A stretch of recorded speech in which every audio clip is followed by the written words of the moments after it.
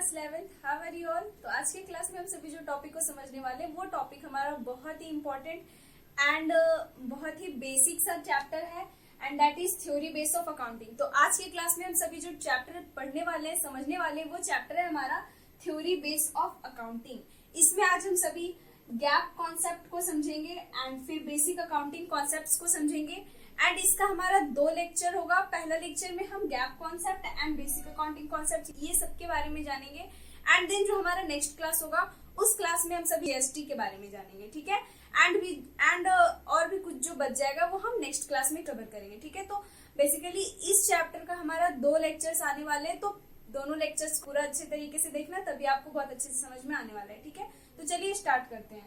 सबसे पहले कि गैप मतलब क्या होता है, गैप है क्या।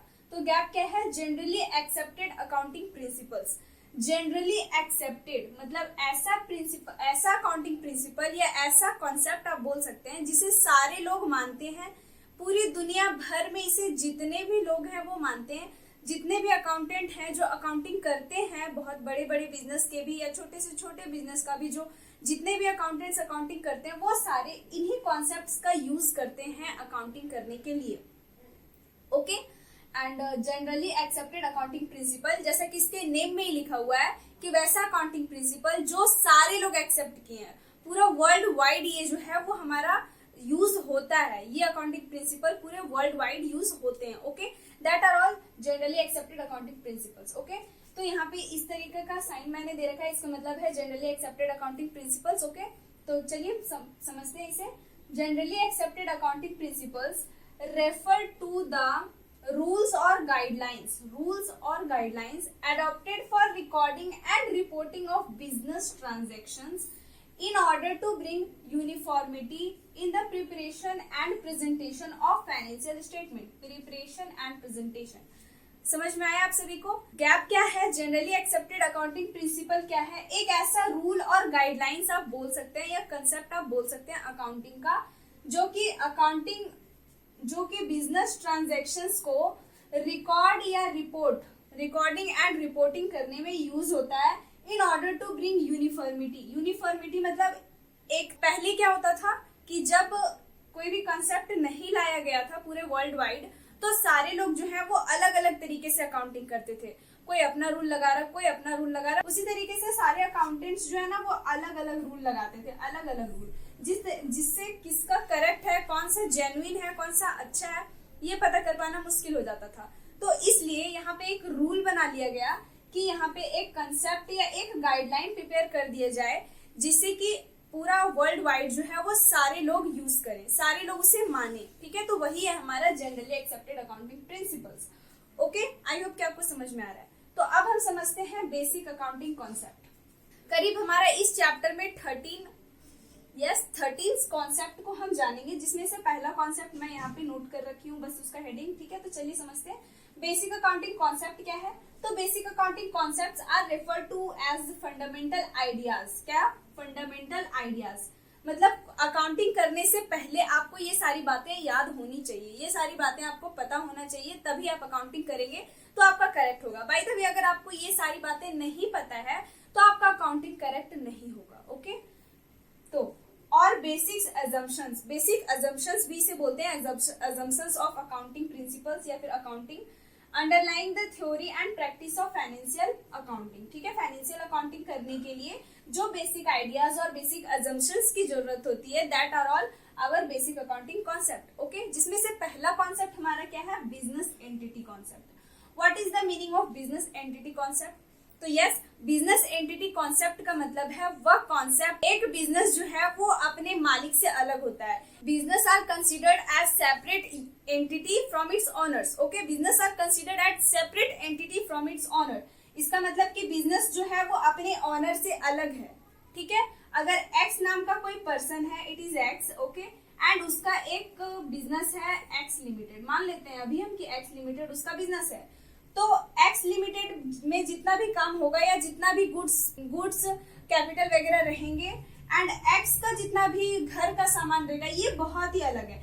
इसमें जितने भी गुड्स आएंगे जाएंगे उन सभी का अकाउंटिंग जो है वो अलग होगा एंड इससे एक्स का घर वाला काम से हमें कोई मतलब नहीं है। सारे काम हम कहाँ करेंगे, बिजनेस का करेंगे। तो इसमें आपको ये समझना है बिजनेस का पर्सनैलिटी जो है वो बिजनेस के ऑनर के पर्सनैलिटी से बहुत अलग है। ठीक है, बिजनेस अलग है, अपने बिजनेस जो है वो अलग है, ऑनर अलग है। अगर आप अकाउंटिंग कर रहे हैं तो आपको ये नहीं सोचना कि आपको ऑनर के बुक में अकाउंटिंग करना है, आपको ये सोचना है कि आपको बिजनेस के बुक में अकाउंटिंग करना है। ओके, आई होप कि आपको समझ में आ रहा है। बिजनेस अलग है एंड जो ऑनर जो बिजनेस को स्टैब्लिश किया वो अलग है। ओके, यही है हमारा बिजनेस एंटिटी कॉन्सेप्ट। तो चलिए हम सारे कॉन्सेप्ट्स को आज समझ लेते हैं। आप इसका जल्दी से स्क्रीनशॉट ले लो या नोट करना है तो कर लो। अभी हम सारे कॉन्सेप्ट को समझेंगे। ठीक है, तो सबसे पहला तो हमारा बिजनेस एंटिटी कॉन्सेप्ट है, जिसमें हमें जानना है कि business is considered as separate from its owner. Okay, then second number में जो हमारा concept money measurement concept. Okay, money measurement concept. What is the meaning of money measurement concept? तो मनी मेजरमेंट कॉन्सेप्ट का मतलब है कि एक business के अंतर्गत जितने भी ट्रांजैक्शंस होते हैं, ट्रांजैक्शंस लेन देन जितना भी होता है, उन सभी को मनी में रिकॉर्ड करना है। जो चीजें मनी में रिकॉर्ड हो सकती हैं उन्हीं का अकाउंटिंग किया जाना है। जो चीजें मनी में रिकॉर्ड नहीं हो सकती उनका अकाउंटिंग हमें नहीं किया जाना। That is money measurement concept. जैसे कि अगर कोई वर्कर काम कर रहा है तो उसको हम देंगे वेजेस, तो यस वेजेस मनी में होगा, मनी मेजरमेंट में मतलब उसका रिकॉर्डिंग हम करेंगे। बट वो मेहनत कर रहा है, मेहनत, देयर इज अ वर्ड मेहनत, मेहनत को हम मनी में नहीं रिकॉर्ड कर सकते। ठीक है, तो मेहनत का अकाउंटिंग नहीं करते हैं। ओके, अब आई होप कि आपको समझ में आ गया। That is money measurement concept. And then third number जो है going concern concept. What is the meaning of going concern concept? तो गोइंग कंसर्न कॉन्सेप्ट के अंतर्गत हमें ये जानना होता है कि एक बिजनेस जो है वो फोर्सेबल टाइम तक चलता रहेगा। ठीक है, उसका लास्ट नहीं है। मतलब कोई भी पर्सन, मान लेते हैं कि मैं हूं एंड मैंने अभी कोई बिजनेस स्टैब्लिश किया, तो मैं ये मान के नहीं कर रही कि मुझे ये 10 साल चलाना है, 5 साल चलाना है। मैं ये मान के स्टैब्लिश करूंगी कि मुझे ये बिजनेस जो है वो अपने लाइफ टाइम तक मेरे बाद भी चलेगा ये बिजनेस, ये मानना है हमें। ठीक है, तो यस आपको भी यही मानना है कि बिजनेस का कोई एंड पॉइंट नहीं है, वो बहुत ही लंबे पीरियड तक, इन्फिनिट टाइम तक चलेगा। वो है हमारा गोइंग कंसर्न कॉन्सेप्ट। ओके, तो अभी मैं बस यहाँ पे आपका heading going concern concept, money measurement concept लिख करके आपको बस बता रही हूँ, समझा रही हूँ।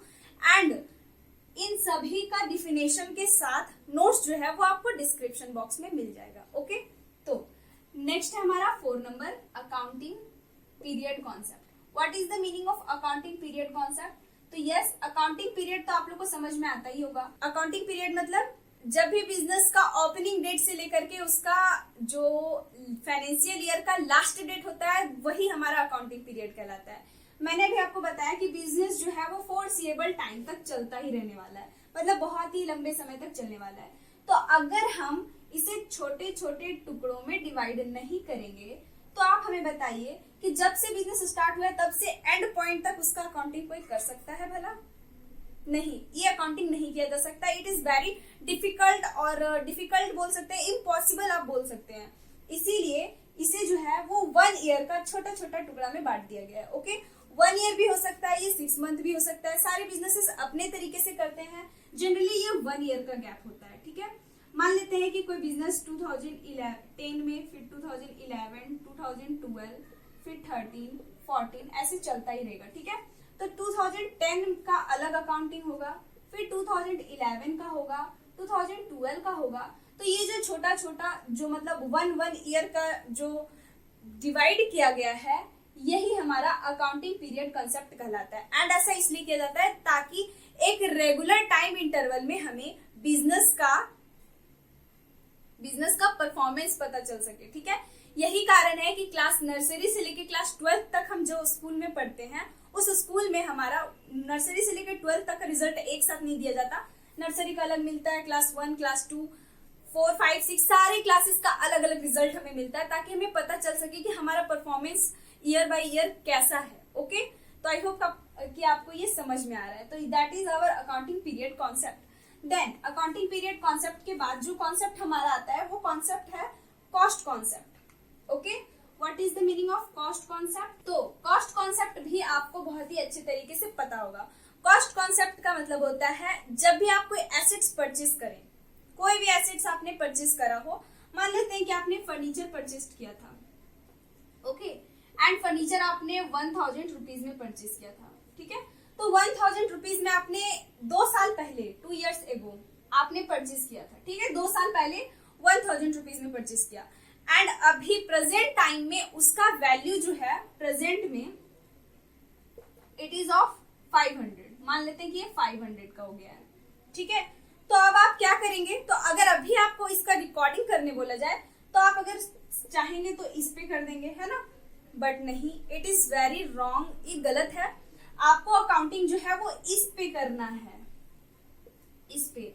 अगर इस पे लगाने में, फर्नीचर को स्टैब्लिश करने में आपने कोई एक्सटर्नल खर्चा किया है, उसको बैठाने में, लगाने में, तो वो भी इसमें ऐड हो जाएगा, ठीक है। इसका मतलब ये है कि कॉस्ट कॉन्सेप्ट के अंतर्गत ये बताया जाता है कि कोई भी एसेट्स अगर आप परचेज किए तो आपका वो कॉस्ट प्राइस लेगा, ठीक है, जिसमें आप परचेज किए हैं, मार्केट प्राइस नहीं लेगा। तो यही आपका कॉस्ट कॉन्सेप्ट कहलाता है, ओके। कॉस्ट कॉन्सेप्ट के अंतर्गत आपको बताना, आपको ये करना है कि जो भी एसेट्स का आप रिकॉर्डिंग करेंगे उसका कॉस्ट का आप रिकॉर्डिंग करेंगे, ठीक है, अभी प्रेजेंट का नहीं, कॉस्ट का, ओके। तो ये हमारा कॉस्ट कॉन्सेप्ट, आई होप कि आपको समझ में आ रहा है। तो 5 के बाद 6 नंबर आता है, एंड कॉस्ट कॉन्सेप्ट के बाद जो हमारा कॉन्सेप्ट है वो है dual aspect. Dual aspect, what is the meaning of dual aspect? Dual मतलब डुअलिटी, बोलते हैं ना, dual SIM card phone, yes, जिसमें 2 सिम कार्ड लग जाए। तो यहाँ पे भी यही है, डुअल एस्पेक्ट के अंतर्गत आपको जानना है कि प्रत्येक ट्रांजेक्शन, जितने भी ट्रांजेक्शन एक बिजनेस में होते हैं, उसका 2 पहलू है। 2 पहलू कौन कौन सा? एक डेबिट, एक क्रेडिट। इसीलिए कोई भी चीज हम अगर अकाउंटिंग करते हैं, जैसे कि मैंने, अभी तो आप क्लास 11th में है तो आपको अभी नहीं पता है, या फिर अगर आप पहले से भी कोई क्लास किए होंगे या फिर आप कर रहे होंगे क्लास, आपको मालूम होगा, तो हर चीज को हम डेबिट में भी रिकॉर्ड करते हैं एंड देन उसे क्रेडिट में भी रिकॉर्ड करते हैं। मतलब एक आ रहा है तो एक जा रहा है। लेट कि अगर आप फर्नीचर परचेज किए हैं 1000 रुपीज का, तो 1000 रुपीज का फर्नीचर तो आपके पास आया, बट आपके पास से क्या गया? कैश गया ना 1000 रुपीज का, तो आप डेबिट करेंगे क्या? फर्नीचर को डेबिट करेंगे एंड कैश गया तो इसे क्रेडिट करेंगे। तो हर ट्रांजेक्शन का यहाँ पे 2 पहलू है, that is debit and credit. ये है आपका dual aspect, okay. I hope कि आपको समझ में आ रहा है। देन डुअल एस्पेक्ट के बाद हमारा आता है revenue recognition, 7 number.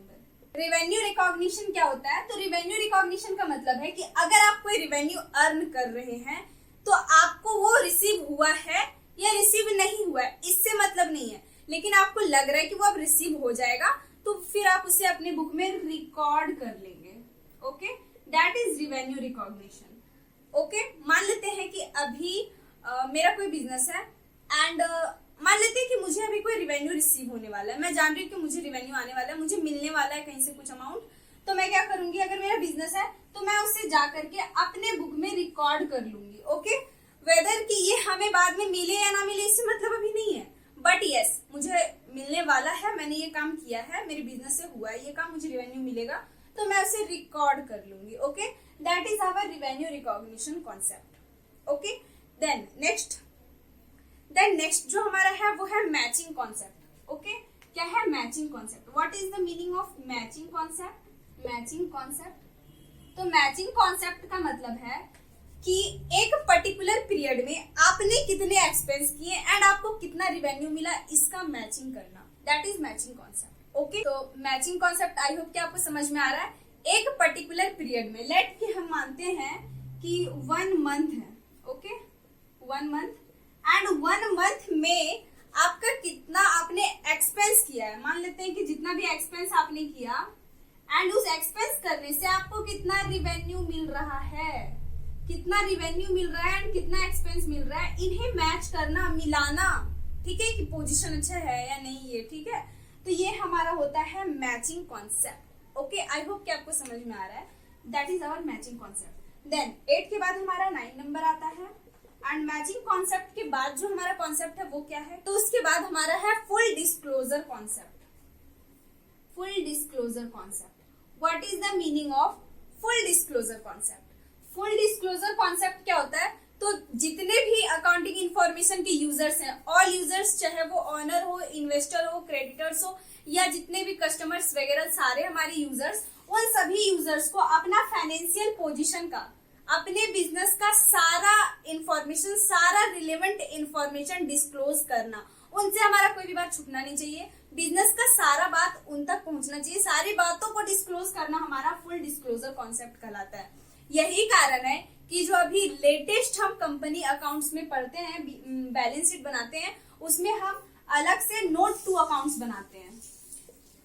Note to accounts prepare किया जाता है बैलेंस शीट बनाने के बाद, जिससे कि हमें पता चल सके कि बैलेंस शीट में जितने भी चीजें दिखाई गई है वो कहाँ से आया है, उसे हमने किस बेसिस पे दिखाया है। ये हमारा नोट टू अकाउंट्स यही कॉन्सेप्ट की वजह से हमें बनाना पड़ता है। ठीक है, फुट नोट्स भी हम बनाते हैं कुछ लायबिलिटीज को बताने के लिए, ये सब। ठीक है, या फिर बैलेंस शीट में क्यों है, ये सब सारे के लिए। ठीक है, देन फुल डिस्क्लोजर कॉन्सेप्ट के बाद हमारा कंसिस्टेंसी कॉन्सेप्ट आता है। Okay, consistency, what is the meaning of consistency concept?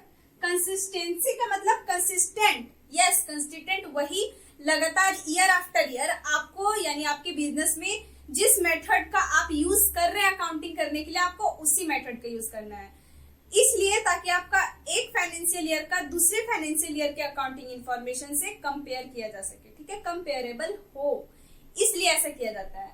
Consistency concept के अंतर्गत यही होता है। ओके, जैसे कि मान लेते हैं डेप्रिसिएशन, अगर आप डेप्रिसिएशन अपने बिजनेस में चार्ज कर रहे हैं रिटन डाउन वैल्यू मेथड से, तो आपको प्रत्येक साल जो है वो रिटन डाउन वैल्यू मेथड से ही चार्ज करना होगा।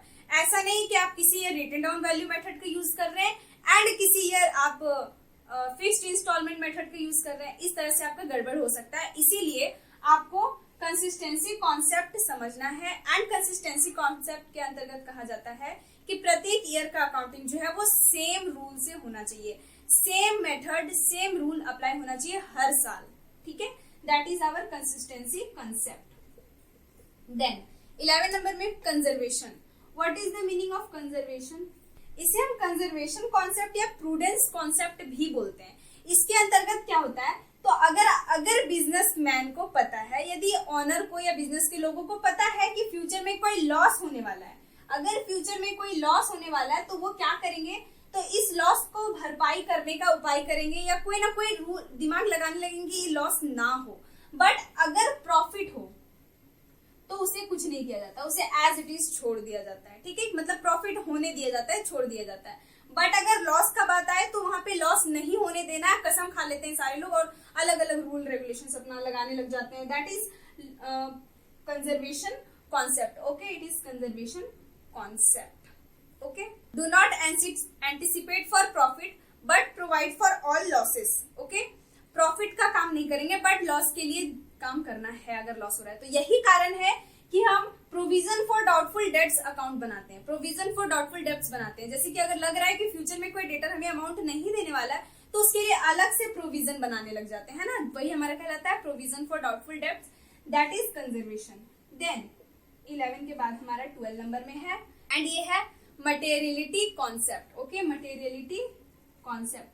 मटेरियलिटी कॉन्सेप्ट क्या होता है, तो मटेरियलिटी कॉन्सेप्ट का मतलब है वैसा कॉन्सेप्ट जिसे चेंज किया जा सके। अगर बिजनेस का क्रेडिटर्स या इन्वेस्टर्स हैं एंड वे सारे लोग जो हैं वो कुछ डिसीजन ले रहे हैं, अगर कुछ बड़ा लॉस हो रहा है या फिर कुछ बहुत मतलब बिजनेस में इसका जो है ना वो चेंजिंग किया जा सकता है, that is our materiality concept. Then है हमारा 13 number, and it is objective. Objectivity concept का मतलब क्या होता है, तो ऑब्जेक्टिविटी कॉन्सेप्ट का जो मेन यहाँ पे रूल है, accounting concept holds that accounting should be free from, जिसे BIAS बोलते हैं। ठीक है, BIAS मतलब अकाउंटिंग ऑब्जेक्टिविटी कॉन्सेप्ट का मेन रोल है इसमें कि बिजनेस में जितने भी काम होते हैं या जितने भी अकाउंटिंग इंफॉर्मेशन तैयार होते हैं वो सारे पक्षपात से ना हो। ठीक है, उन सभी के बीच में कोई भी पक्षपात ना हो, रिलेवेंट हो एंड सबके पक्ष में हो। ठीक है, तो यही है हमारा ऑब्जेक्टिविटी कॉन्सेप्ट। तो आज के क्लास में हम सभी ने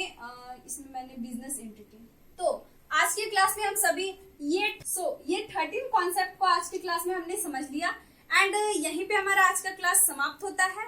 एंड आज के क्लास में हम सभी ने ये 13 बेसिक अकाउंटिंग कॉन्सेप्ट्स को समझा है, फंडामेंटल्स को समझा है, कॉन्सेप्ट का फंडामेंटल्स को।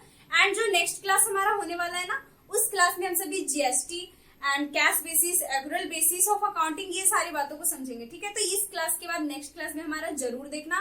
तब तक के लिए bye bye and take care. And yes, अगर अच्छा लगा हो ना वीडियो तो लाइक कर देना यार प्लीज।